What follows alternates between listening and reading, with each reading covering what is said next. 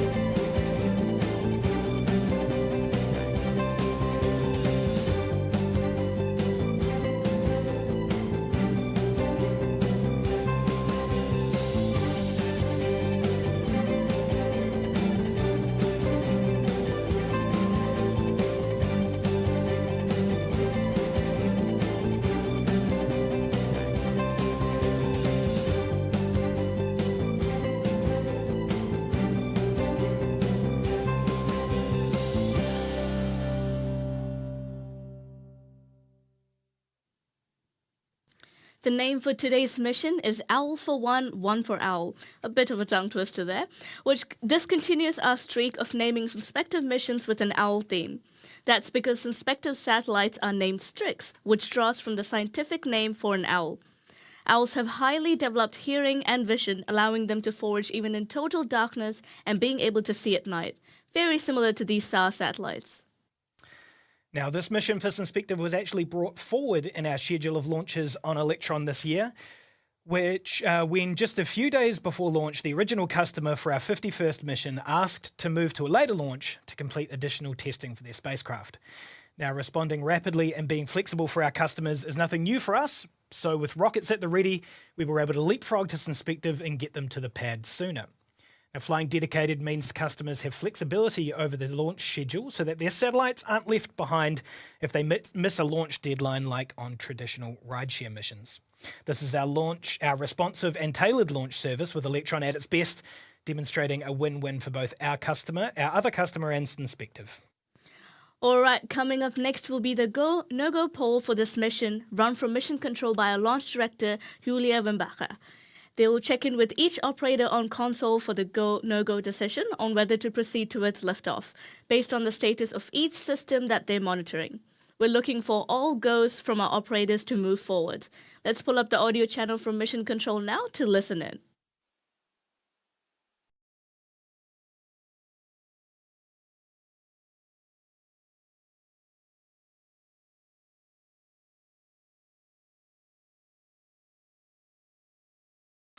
To all operators, LDN mission code, we are proceeding now with the go-no-go sequence. Stage. Stage is go. Avionics. Avionics is go. GNC. GNC is go. Recon. Beacon is go. T1. T1 is go. GC. GC is go. PLS. PLS is go. RSO. RSO is go. MET. MET is go. MM. MM is go. And LD sub. LD sub is go. The go-no-go sequence is complete. We are currently T-minus 11 minutes and 21 seconds in counting. We go for the terminal count order sequence at T-minus 10 minutes. From this time, the 3-word hold procedure is in effect.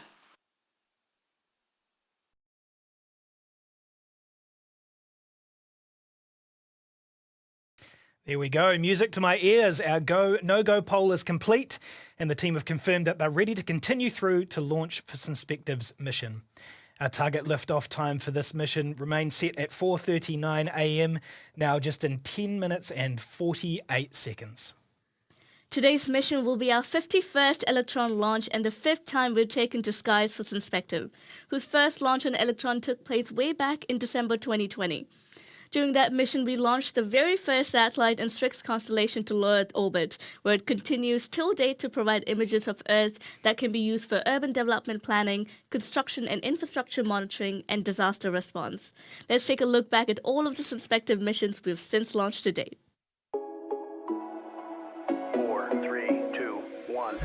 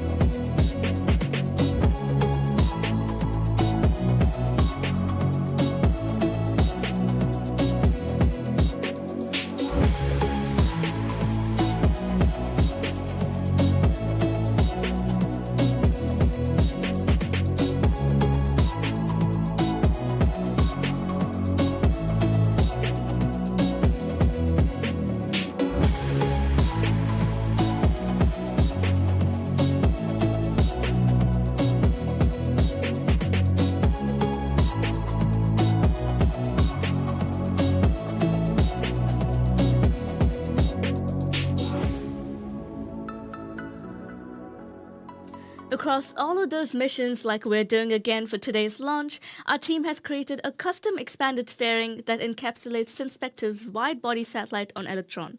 We'll also be performing an advanced mid-mission maneuver with Electron's kick stage that will shield the StriX satellite from the sun and help to reduce radiation exposure ahead of payload deployment.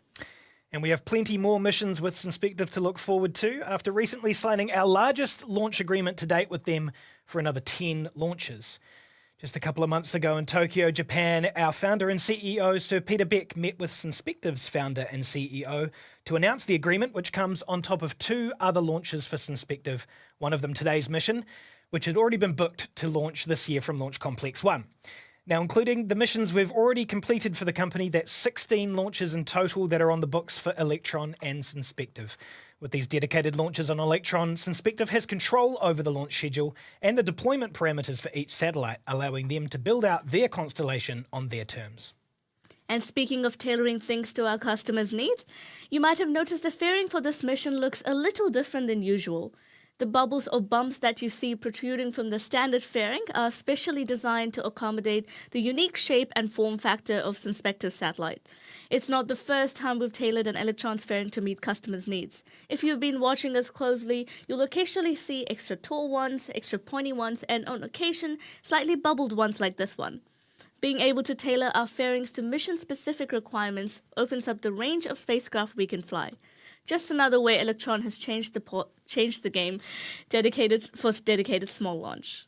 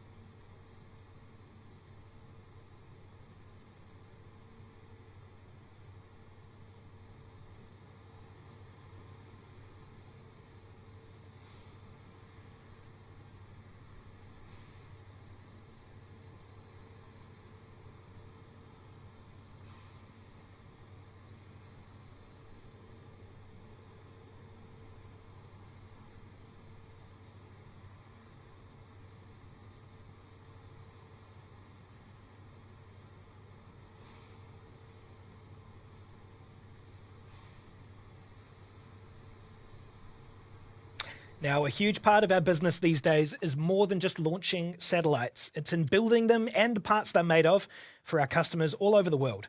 Most recently, our space systems team hit a really exciting project completion. They've completed the build, testing, and integration for 2 satellites headed to Mars for NASA in just a few short months.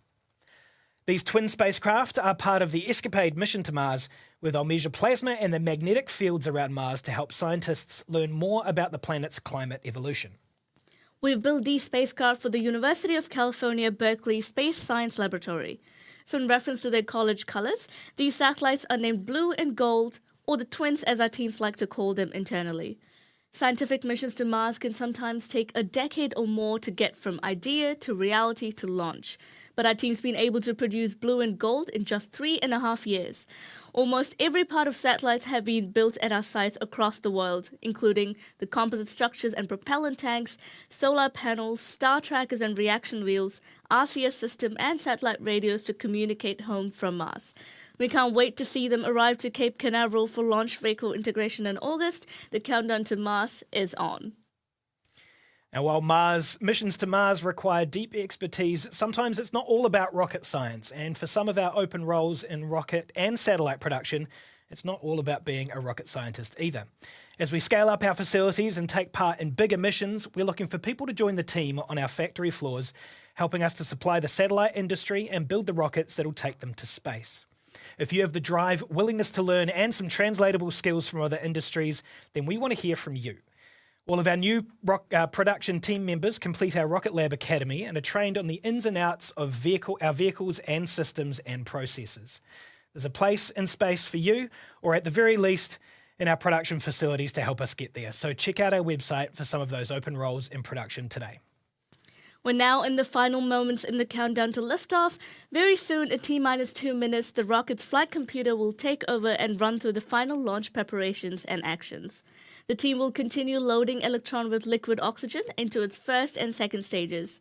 At T-minus 1 minute and 30 seconds, when the propellant loading is complete, we should hear a call-out from Mission Control that lock system is in circulation. Soon after, we can expect Electron's first and second stages to be fully pressurized and ready for launch. The clock will continue counting down, and at T-minus 10 seconds, our launch director will begin the countdown to liftoff. Let's hand it over now to Mission Control.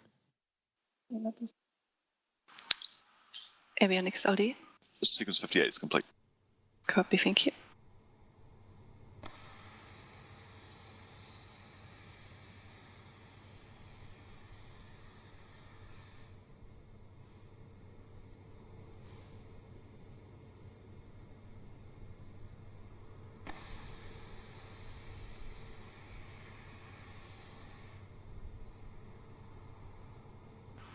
To all operators, LD and mission code. From now on, there should be no red flags on your critical LCCs.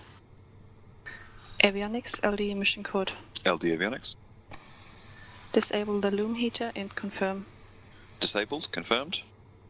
VCON LD mission code. LD VCON. Lock the auto sequence and confirm. Locked. And VCON, please confirm that all expected primary flight computer ASCOs are green. Confirmed. Green. To all operators, we are go for auto sequence start at T-minus 2 minutes. LD is go for launch.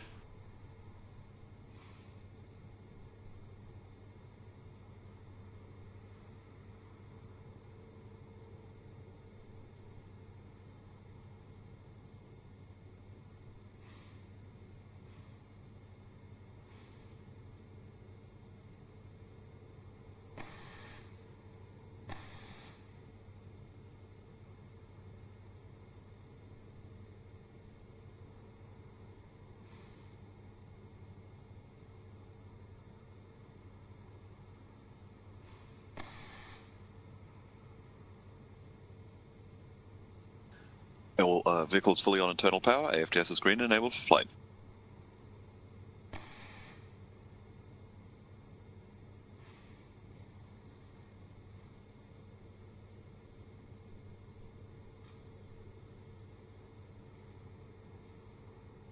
LOX load is complete. System is in recirculation.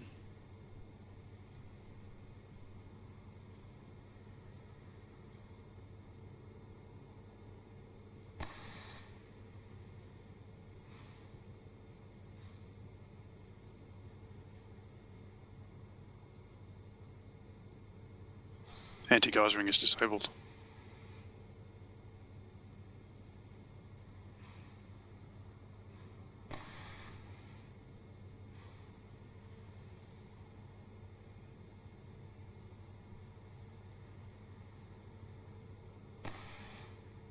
Stage 1 and Stage 2 tanks are pressed for flight.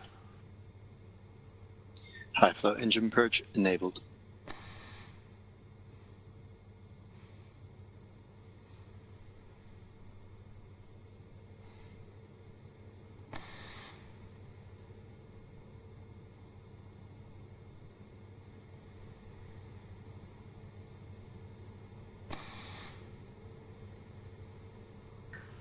And T-minus 20 seconds and counting.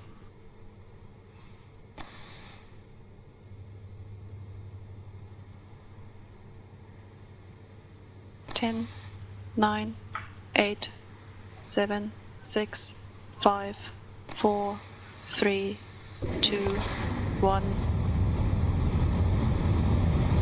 Lift off.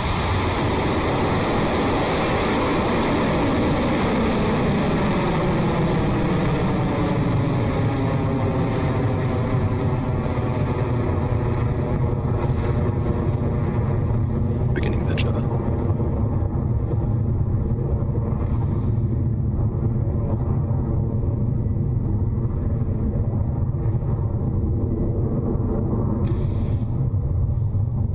Stage 1 propulsion nominal.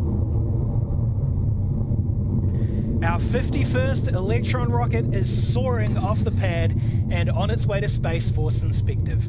Electron is quickly coming up on its first mission milestone to pass through the point of maximum aerodynamic pressure against the rocket, otherwise called out as Max Q from Mission Control. We'll listen out for that now. Electron is supersonic, approaching max Q.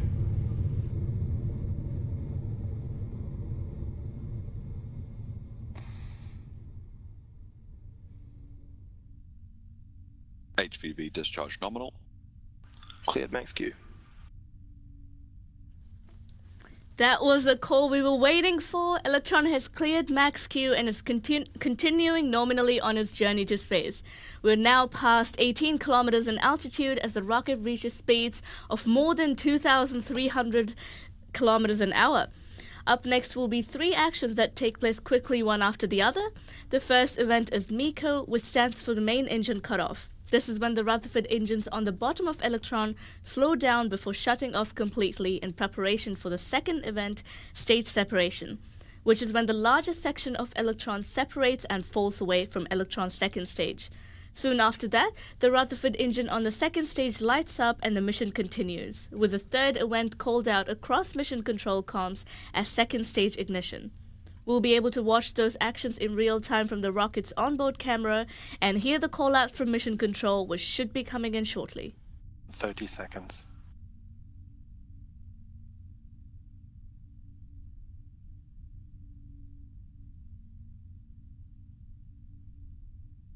"15 seconds to staging." Entered burnout detect mode.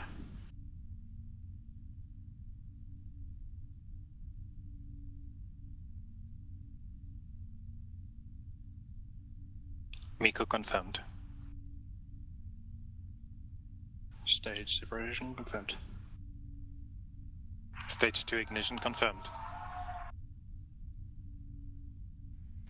There we have it, a successful MECO, stage separation, and second stage engine ignition for Electron and Sunspector. Electron is traveling at more than 7,600 kilometers an hour and now at 102 kilometers above Earth. Our next launch event will be the separation of Electron's fairing when the nose cone splits and falls away, exposing Sunspector's StriX satellite to space for the first time.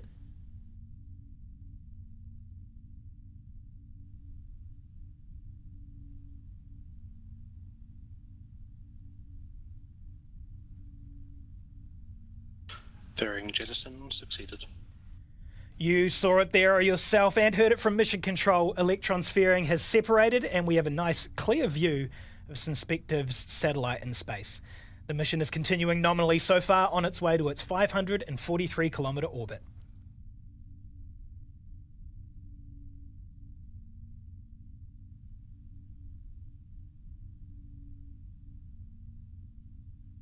Guidance is nominal.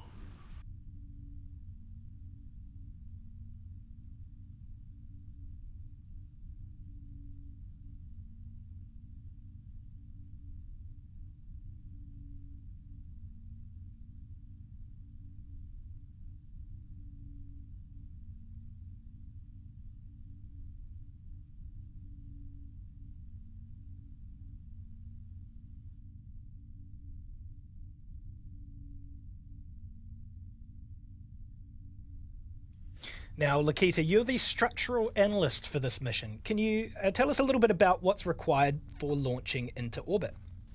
Sure. So, in short, our team works on ensuring that the rocket would survive the harsh launch loads. For example, the new custom fairing that we talked about before would change both the structural and dynamic loading on the vehicle. In other words, the force and vibrations the rocket would experience throughout flight, like at max Q. And all the components on the vehicle also need to be tested to these loads. So our job is to define these loads and analyze the strength of the vehicle and components within to make sure they can handle them.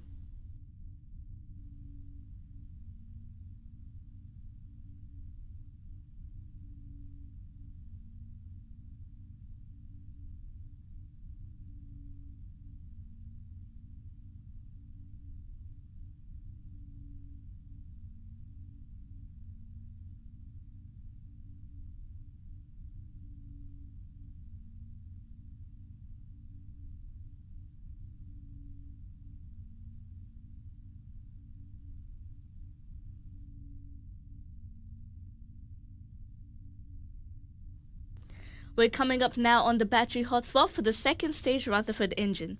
This occurs when the engine switches over to a new set of batteries to power its electric pumps once the first pair are almost out of energy.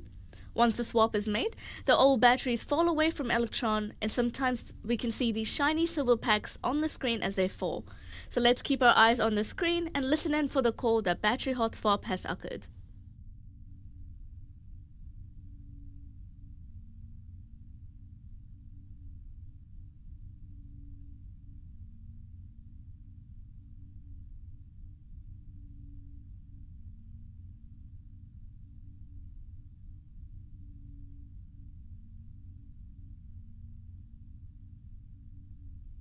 Hot swap successful. Battery jettison confirmed.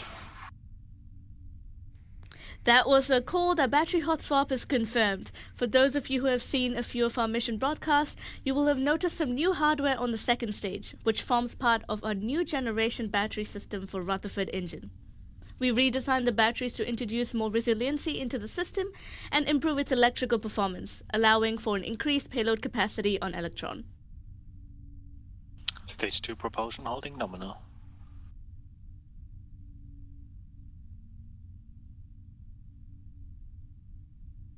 AFTS is saved.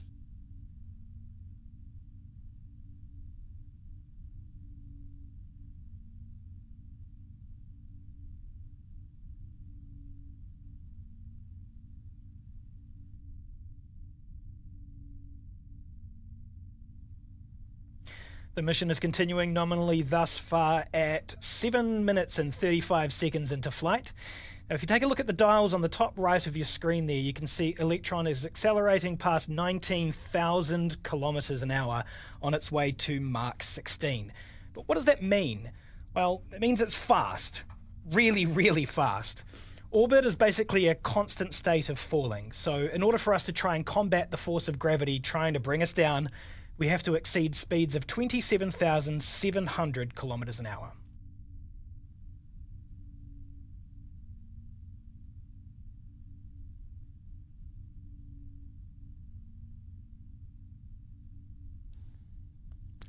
T plus 8 minutes and 20 seconds into the mission, and we're coming up shortly on the second stage's final actions, cutoff of its Rutherford engine, called out as SECO, which is then followed by Electron's kick stage separating off this inspective's payload. Call-outs from the operators in mission control should be heard shortly, so let's listen in.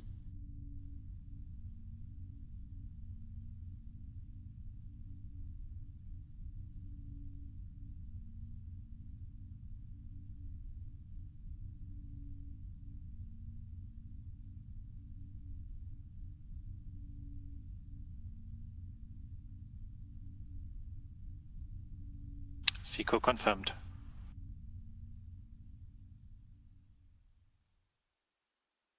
Stage 3. And there we have SECO confirmed by what you see on your screen and from the operator call out in mission control. The kick stage with Inspective's payload has also successfully separated and is now entering what we call a coast phase. With the kick stage released into an elliptical orbit around Earth, it needs to complete a half lap of Earth before it can be propelled onto a circular path by the kick stage's Curie engine. Once in place on a circular Earth orbit, the kick stage will be ready to release Inspective to its destination in space amongst its constellation. From Earth to orbit in 9 minutes and 7 seconds. Not bad, really, is it? We'll take a bit of a break on the webcast while that first half lap is completed, but we'll be back with you to take you through payload deployment and the end of the mission in about 45 minutes. So we'll see you back here soon.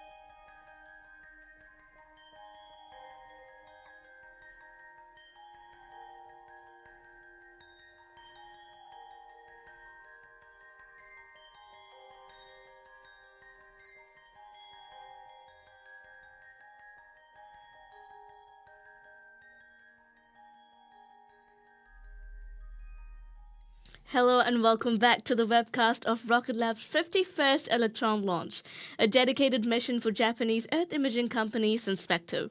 Less than an hour ago, Electron launched off the pad at Launch Complex 1 in New Zealand at 4:39 a.m. local time. From there, the rocket has made its way cleanly through the usual launch milestones like max Q, first stage main engine cutoff, stage separation and ignition on second stage engine, followed by SECO and stage separation again, but between Electron's second stage and the kick stage that's carrying the StriX payload.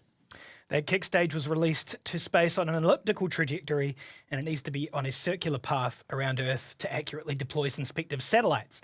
Now, the kick stage's 3D printed little Curie engine was ignited a few minutes ago to circularize this mission's trajectory. To keep the mission on track, soon that engine will shut down to allow the Synspective satellite to be deployed to orbit. Coming up soon will be Curie engine cutoff and payload separation for the StriX satellite from the kick stage. So let's turn up mission control comms and listen in for those confirmations.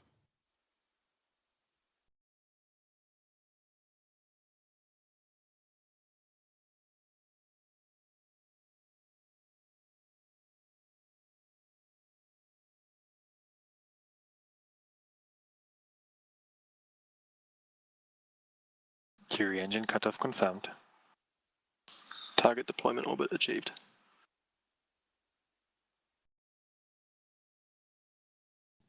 A successful Curie engine shutdown for the kick stage. Only a few more seconds to go now until it's in position to deploy its Synspective satellite to orbit. Let's watch the simulation of what that payload deployment will look like.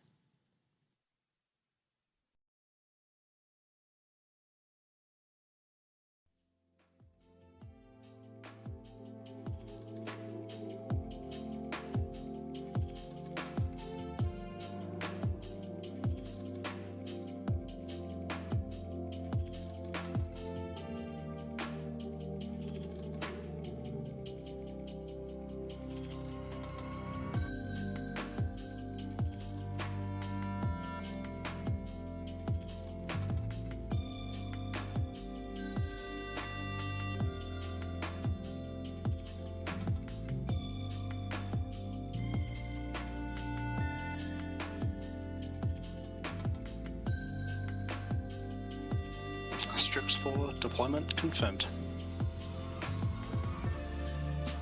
And there we go, payload deployed successfully for Synspective's StriX satellite, and our mission is now complete. Welcome back to Space Synspective. It's great to have partnered with you again for the latest deployment in your constellation. All the best for your satellite commissioning starting now. Congratulations to the Rocket Lab team on mission number 51, just a few short weeks after our golden milestone. That's 9 Electron launches for the year now, with our 10th coming up very, very soon. So make sure you keep an eye on Rocket Lab's Facebook, Twitter and Instagram pages, along with our website for more information on our next mission. Until then, thank you so much for joining us. This is Rocket Lab Mission Control, signing off.